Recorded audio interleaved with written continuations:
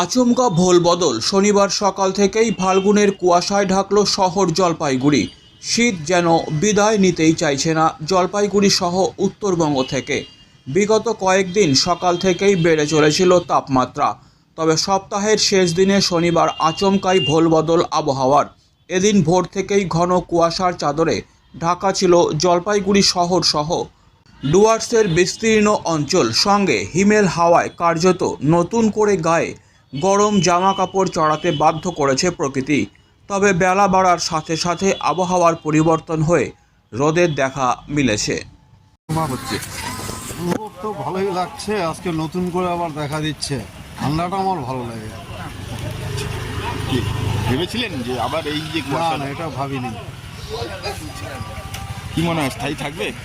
না, 2-3 দিন হয়তো থাকবে। বিকেল 5টার ভোর 5টার সময় আমি ওঠার পরে এরকম ঠান্ডা ছিল না, এখন পড়তেছে। কুয়াশা কেমন? কুয়াশা তো ভালোই, কিছুই দেখা যাচ্ছে না। এখান থেকে প্ল্যাটফর্ম কিছুই দেখা যাচ্ছে না।